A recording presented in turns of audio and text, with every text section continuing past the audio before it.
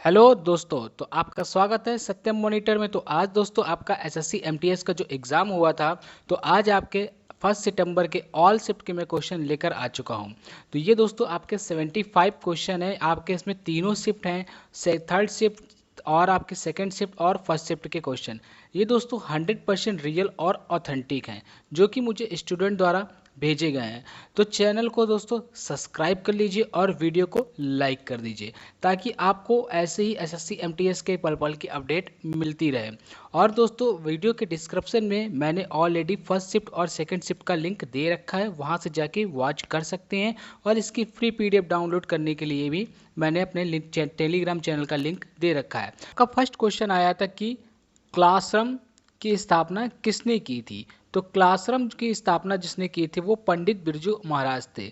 इन्होंने ही इसकी स्थापना की थी। और पंडित बिरजू महाराज को 1998 में पंडित कथक शास्त्रीय नृत्य से सम्मानित किया गया था। तो ये भी आपको ध्यान में रखना है। नेक्स्ट आपका आया था कि माय स्टोरी पुस्तक के लेखक कौन है। तो माय स्टोरी पुस्तक के लेखक कमला दास जी हैं। तो आपका राइट आंसर कमला दास हो जाएगा। नेक्स्ट आपका आया था दोस्तों कि थायराइड रोग किसकी कमी से होता है। तो ये दोस्तों आयोडीन की कमी से हो जाता है। तो आयोडीन की कमी आपका करेक्ट आंसर होगा। नेक्स्ट आपका पूछा गया था दोस्तों कि दीपावली के अगले दिन कार्तिक शुक्ल प्रतिपदा को कौन सा त्यौहार मनाया जाता है। तो गोवर्धन पूजा और अन्नकूट उत्सव मनाया जाता है। तो इनमें से जो भी आपका ऑप्शन में दिया होगा तो वो आपका राइट आंसर दोस्तों हो जाएगा। और उसके अगले दिन दोस्तों भाई दूज यानी गोवर्धन पूजा के अगले दिन कार्तिक शुक्ल द्वितीय को भाई दूज का त्यौहार मनाया जाता है। तो आपका जो भी इसमें से ऑप्शन होगा दोस्तों वो करेक्ट आंसर हो जाएगा। नेक्स्ट आपका आया था कि झारखंड का कौन सा त्यौहार अमावस्या के दिन दीपावली के तुरंत बाद मनाया जाता है। तो सोहराय मनाया जाता है। तो सोहराय आपका क्या हो जाएगा दोस्तों करेक्ट आंसर हो जाएगा। नेक्स्ट आपका दोस्तों क्वेश्चन आया था कि 1993 में किस संगीतकार को ग्रैमी अवार्ड दिया जा गया था। तो ग्रैमी अवार्ड जिसको मिला था तो विश्व मोहन भट्ट एल्बम एवं मीटिंग रॉय द रिवर, तो इनको मिला था। तो किसको मिला था, विश्व मोहन भट्ट को मिला था। और किस लिए मिला था, तो एल्बम मीटिंग रॉय रिवर के लिए इनको मिला था। और ये संगीत नाटक अकादमी पुरस्कार भी इनको सम्मानित किया गया था। तो कब किया गया था, तो 1998 ईस्वी में किया गया था। और 2002 में इनको पद्मश्री से सम्मानित किया गया था। और 2017 में इनको पद्म भूषण से सम्मानित किया गया था। तो ये भी फैक्ट आपको दोस्तों ध्यान में रखने हैं। नेक्स्ट आपका पूछा गया था कि खेलो इंडिया यूनिवर्सिटी गेम 2023 में सबसे ज़्यादा पदक किसने जीते। तो आयोजन उत्तर प्रदेश के 4 शहरों लखनऊ, वाराणसी, ग्रेट नोएडा और गोरखपुर में किया गया था। तो सबसे ज़्यादा जो पदक जीते थे वो उत्तर प्रदेश ने जीते। तो उत्तर प्रदेश आपका दोस्तों यहाँ पे करेक्ट आंसर हो जाएगा। नेक्स्ट आपका दोस्तों आएगा कि पिटारी मंदिर किस राज्य में स्थित है। तो उत्तर प्रदेश में गाजीपुर में स्थित है। तो उत्तर प्रदेश दोस्तों यहाँ पे आपका करेक्ट आंसर होगा। नेक्स्ट आपका क्वेश्चन पूछा गया था दोस्तों कि कैलाश पर्वत किस देश में स्थित है। तो कैलाश पर्वत आपके इनमें है नेपाल, बांग्लादेश, पाकिस्तान, चीन। तो इनमें से जो भी आपका ऑप्शन में होगा वो दोस्तों करेक्ट आंसर होगा, जो कि तिब्बत में स्थित एक पर्वतीय श्रेणी। ये दोस्तों तिब्बत में स्थित एक पर्वतीय श्रेणी है। और इसके पश्चिम तथा दक्षिण में मानसरोवर तथा राछ तलाश झील, यहाँ से कई महत्वपूर्ण नदियाँ निकलती हैं, जैसे कि ब्रह्मपुत्र, सिंधु, सतलुज इत्यादि। तो ये सारे फैक्ट आपको ध्यान में रखने हैं, क्योंकि आने वाले दिनों में आपका जो एसएससी एमटीएस का एग्जाम होगा दोस्तों, तो आपके उसमें बहुत सारे यहाँ से क्वेश्चन रिपीट हो सकते हैं। नेक्स्ट आपका क्वेश्चन पूछा गया था कि आपका नेक्स्ट क्वेश्चन पूछा गया था कि शुभमन गिल किस खेल से संबंधित हैं। तो क्रिकेट से संबंधित। तो क्रिकेट आपका राइट आंसर हो जाएगा। और बात करते हैं कि शुभमन गिल जो है वो न्यूजीलैंड के खिलाफ खेलते हुए अंतर्राष्ट्रीय एक दिवसीय मैच में दोहरा शतक लगाने वाले दुनिया के सबसे कम उम्र के बल्लेबाज बन गए हैं। तो ये भी आपको फैक्ट ध्यान में रखना है कि सबसे कम उम्र में दोहरा शतक किसने लगाया है, तो शुभमन गिल ने लगाया है। और इसके पहले ईशान किशन ने भी दिसंबर 2022 में बांग्लादेश के खिलाफ दोहरा शतक लगाया था। तो ये भी फैक्ट आपको ध्यान में रखना है। आपका नेक्स्ट क्वेश्चन है सिद्धि धमाल किस राज्य का लोक नृत्य है। तो यहाँ पे आपका गुजरात की बात करें तो गुजरात में दोस्तों गरबा, डांडिया, भवाई, टिप्पणी, पदार, गोप, रास आदि होता है। और हरियाणा में दोस्तों धमाल, गुग्गा, फाग, खोर, दाव, लूर, सांग आदि नृत्य होते हैं। तो इनमें से आपका जो भी ऑप्शन में होगा वो मैच होगा, वही आपका राइट आंसर हो जाएगा। कि प्लेइंग इट माई वे किसकी आत्मकथा है? तो ये दोस्तों सचिन तेंदुलकर की आत्मकथा है। नेक्स्ट क्वेश्चन पूछा गया था कि 54 वर्षों के बाद संतोष ट्रॉफी का विजेता कौन सा राज्य बना? तो 54 वर्षों के बाद दोस्तों कर्नाटक बना था, जो 2022 और 23 में जो खेला गया था संतोष, उसमें ये बना था। तो कर्नाटक ने मेघालय को 2-3 से हराया था। तो ये आपको ध्यान में रखना है कि कर्नाटक ने मेघालय को हराया था। नेक्स्ट आपका आया था कि मित्र मेला एक क्रांतिकारी संगठन था जिसकी स्थापना किसके द्वारा की गई थी? तो इसकी जो स्थापना थी दोस्तों वो विनायक दामोदर सावरकर द्वारा की गई थी, जो कि 1899 ईस्वी में नासिक में स्थापित किया गया था। तो आपको ये भी ध्यान में रखना है कि इसको 1899 में नासिक में स्थापित किया था, क्योंकि ये भी क्वेश्चन आपका बहुत बार पूछा जाता है, और अगर नहीं पूछा गया है तो आपके आने वाले शिफ्टों में दोस्तों ये पूछा जाएगा। बाद में 1904 में इसका नाम बदलकर अभिनव भारत सोसाइटी कर दिया गया। तो इसका नाम भी बदल दिया गया, ये भी फैक्ट दोस्तों आपको ध्यान में रखना है।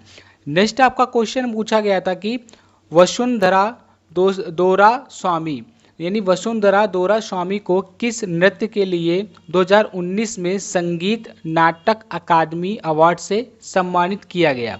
तो भरतनाट्यम से सम्मानित किया गया था। तो आपका भरतनाट्यम यहाँ पे राइट आंसर हो जाए, जो कि इस समय तमिलनाडु का नृत्य है।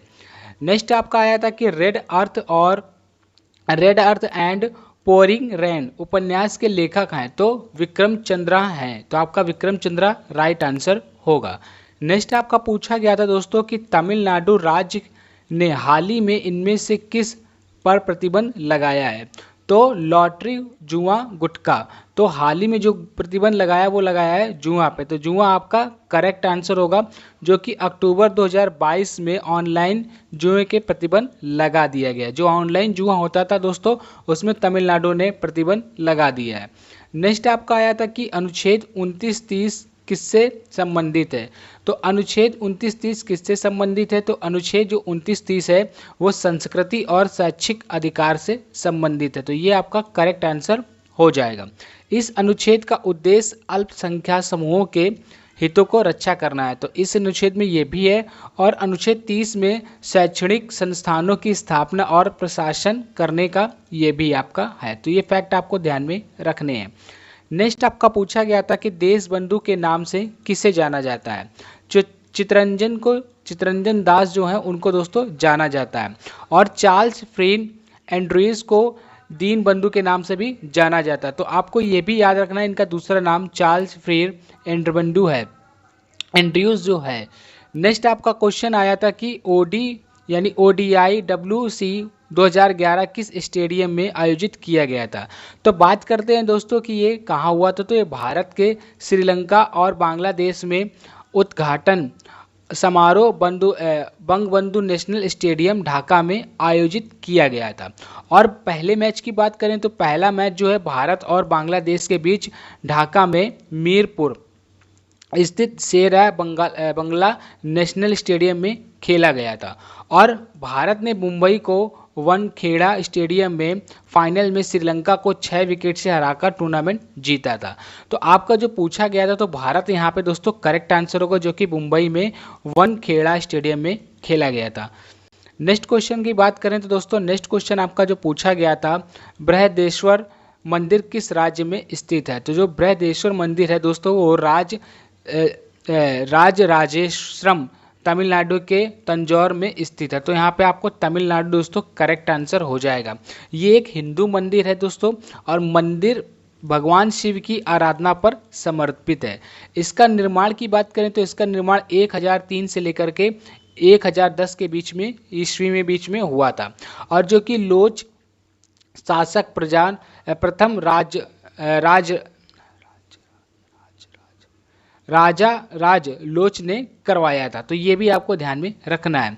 नेक्स्ट आपका पूछा गया था कि वायुमंडल की किस परत में मौसम परिवर्तन होता है? तो क्षोभ मंडल की जो परत होती है उसमें परिवर्तन होता है। तो क्षोभ मंडल आपका दोस्तों करेक्ट आंसर होगा। और बात करते हैं वायुमंडल की 5 टोटल परतें होती हैं दोस्तों।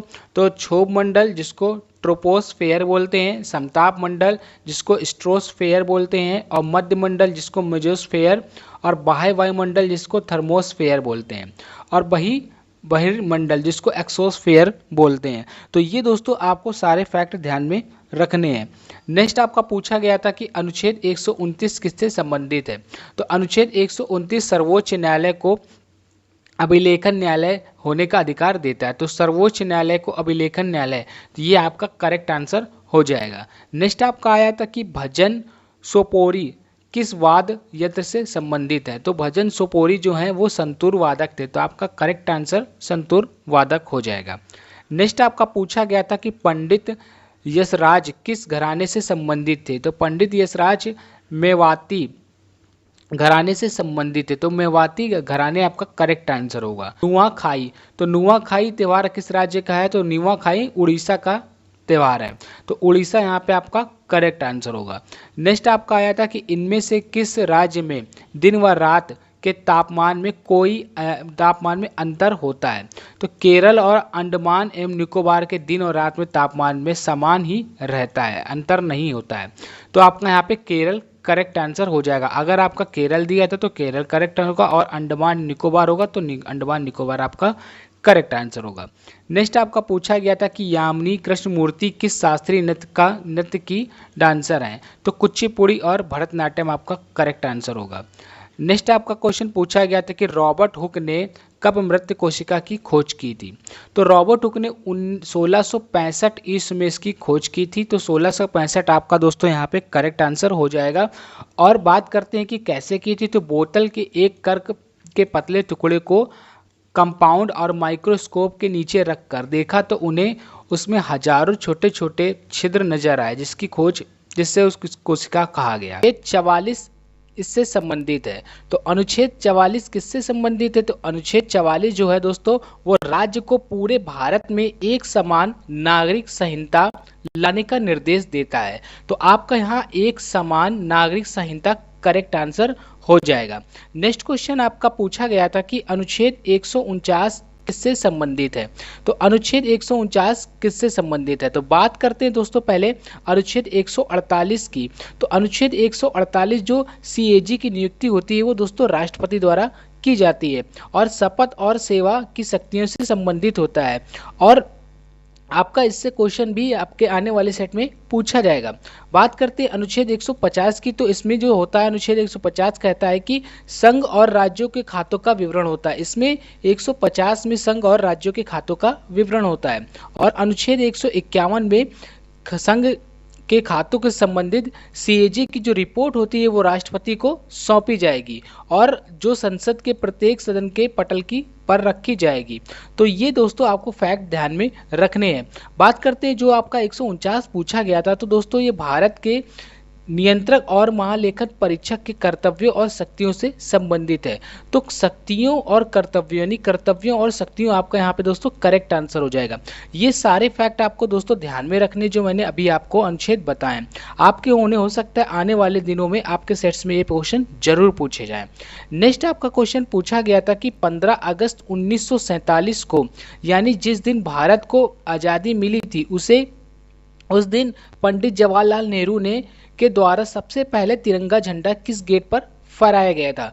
तो ये दोस्तों दिल्ली के लाल किले के लाहौरी गेट पर तिरंगा फहराया गया था। तो यहाँ पे लाहौरी गेट आपका करेक्ट आंसर हो जाएगा। नेक्स्ट आपका आज पूछा गया था कि नील नदी अपना जल निम्नलिखित में से किस सागर में गिराती है। तो भूमध्य सागर आप में गिराती है। तो भूमध्य सागर यहाँ पे आपका करेक्ट आंसर होगा। और यह विश्व की सबसे लंबी नदी है। जो नील नदी है दोस्तों यह विश्व की सबसे लंबी नदी है, ये आपको ध्यान में रखना है।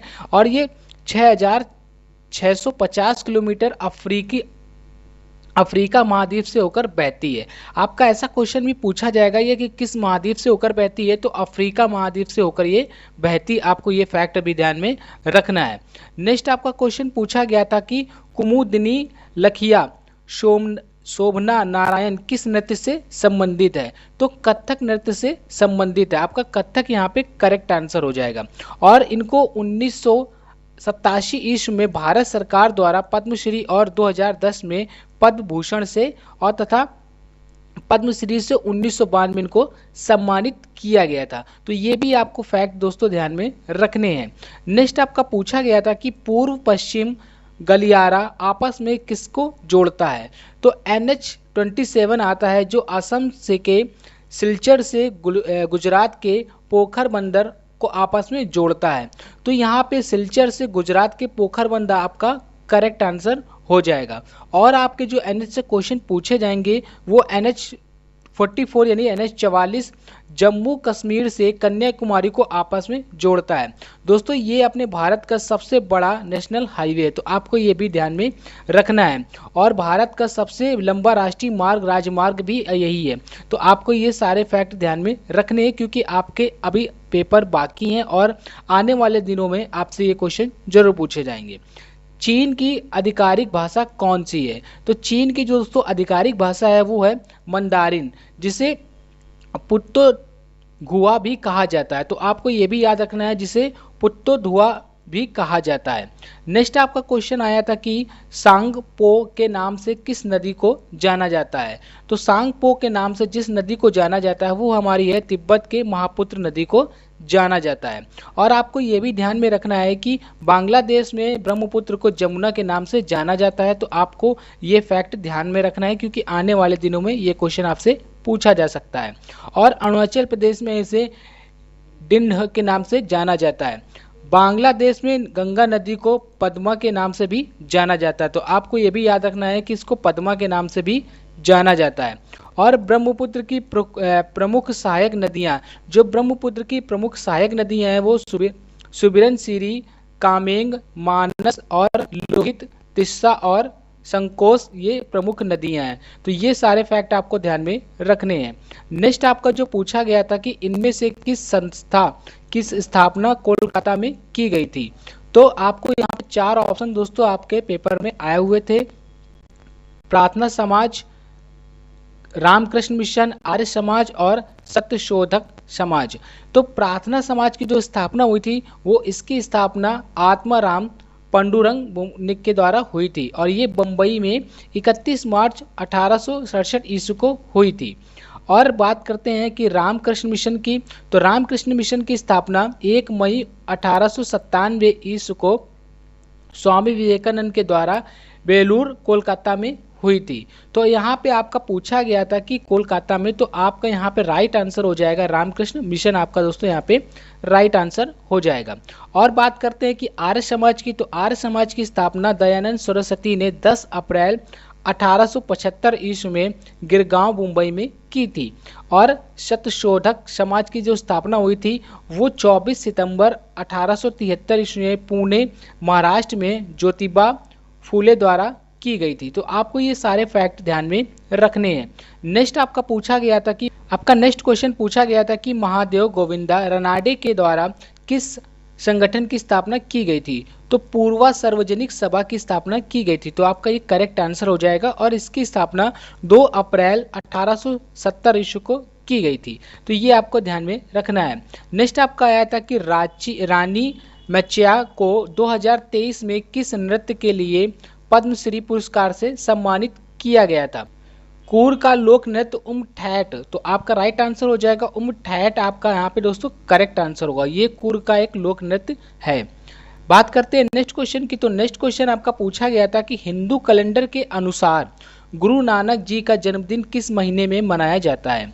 तो गुरु नानक जी जो थे वो दोस्तों सिख धर्म के संस्थापक थे और पहले सिख गुरु भी उनको माना जाता है। उनका जन्म साल 1469 में कार्तिक पूर्णिमा के दिन हुआ था। तो और इसलिए ही हर साल कार्तिक मास की शुक्ल पक्ष में पूर्णिमा की तिथि को ये मनाया जाता है। तो यहाँ पे आपका कार्तिक पूर्णिमा करेक्ट आंसर होगा। नेक्स्ट आपका पूछा गया था कमलेश्वर प्रसाद सक्सेना को 2003 में साहित्य अकादमी पुरस्कार किस हिंदी उपन्यास के लिए दिया गया था?